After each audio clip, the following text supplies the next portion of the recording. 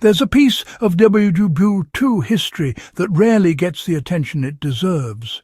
Yet it directly influenced survival strategies in some of the harshest climates soldiers ever faced. While we often hear about weapons, rations and radios, few stop to consider the ingenuity behind keeping a man alive when temperatures plunge far below freezing. The soldiers on the Eastern Front in Northern Europe and even in the Pacific Islands faced a simple, deadly reality.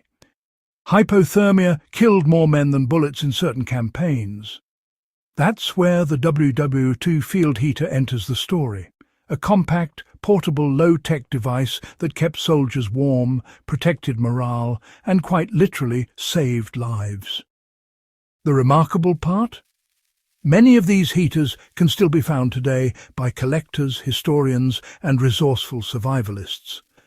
And understanding how they worked, why they were effective, and how to apply those principles can transform how you approach cold weather survival in the modern world. The design of WWII field heaters was both simple and brilliant. Unlike modern space heaters, these devices weren't electric. They didn't require batteries or fuel lines. Most were small metal boxes that burned solid fuel tablets, coal, or even wood scraps. Soldiers could set them inside tents, dugouts, or temporary shelters without fear of rapidly depleting resources. What made them exceptional was the focus on portability and efficiency. A well-designed heater radiated heat in a controlled manner, warming a small space for hours while consuming minimal fuel. The Japanese Army, German Wehrmacht, and US Army each had variations suited to their theatre of operations, but all shared the same core principle: maximize heat output while minimizing bulk and fuel use. For modern applications, the lesson is clear. Heat doesn't always require advanced technology. If you can carry compact fuel sources and a reflective surface or enclosure, you can replicate a similar effect with surprisingly limited resources. A modern hiker, camper, or prepper can emulate this by using a small metal stove, insulated tent walls, and heat-retentive surfaces to stay warm without lugging large propane tanks or electric heaters into the field. Understanding the fuel types used shows why these heaters were so reliable. WWII field heaters often used hexamine or trioxane fuel tablets, substances that burn cleanly, consistently, and at high temperatures. Some units could also burn coal, wood scraps, or even improvise fuels collected from the environment. The genius of this approach was that soldiers didn't have to rely on a single source of fuel. They could adapt to whatever was at hand. In freezing conditions, this flexibility meant the difference between survival and frostbite. For anyone interested in replicating the effect today, this principle of fuel versatility is, well, absolutely critical. Carry a lightweight, high-energy tablet fuel for controlled burns, but also know how to adapt to natural materials like dry twigs, pine cones, or even charcoal. By planning for multiple fuel options, you ensure you can maintain heat even in unforeseen circumstances. The heaters were carefully engineered to minimize risk in small spaces. One of the most overlooked aspects of these World War II devices is just how much attention was given to safety. Soldiers often worked inside tents or makeshift shelters with minimal ventilation. Designers incorporated ventilation channels, protective grates, and heat shields to reduce the risk of accidental burns or fires. The heaters were also stable, preventing tipping or spilling of hot embers. In the chaos of wartime, when precision and safety could mean life or death, these small details mattered immensely. Modern survivalists can apply the same principle when using portable heat sources. Always place your stove or heater on a non-flammable surface, maintain airflow for combustion, and create reflective or heat-retaining barriers to make the warmth more effective.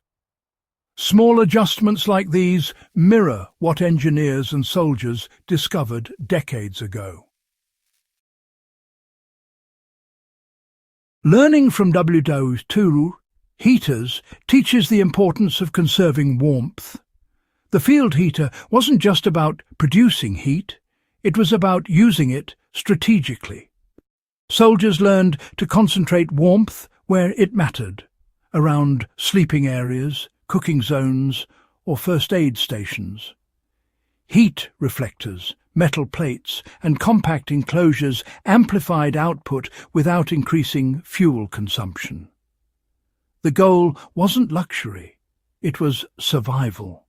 Every ounce of fuel, every minute of heat had to be optimized. You can replicate this efficiency today. If you're sleeping outdoors in cold weather, create a small insulated space around your sleeping bag or tent floor using reflective blankets, foam pads, or natural insulation. Place your stove or heater carefully so it warms the immediate area, rather than dissipating into open air. These techniques are direct descendants of lessons learned from World War II field operations.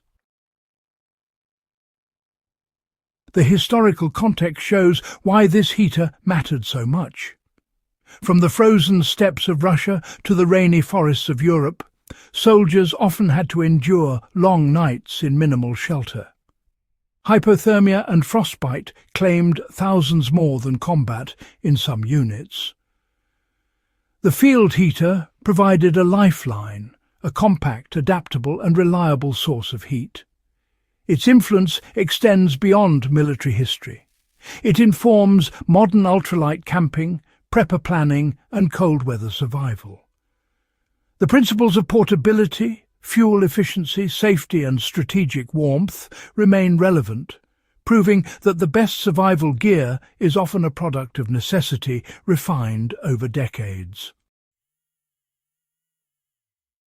The modern application is as simple as collecting, maintaining and learning from these devices. Collectors and historical enthusiasts still locate World War II field heaters through estate sales, online auctions or militaria markets. Even if you cannot find an original, understanding the design principles allows you to build or adapt similar heaters for your own use. With proper precautions, fuel management and shelter strategy, a small portable heater inspired by World War II designs can significantly increase survival odds in cold weather. Studying these devices also reinforces the broader lesson that innovation often comes from necessity, observation and practical testing under extreme conditions. If you found this guide valuable and want more historically grounded survival strategies, make sure to subscribe to Backyard Wisdom and share this video with fellow history enthusiasts who appreciate the forgotten innovations that keep people alive in the most extreme circumstances.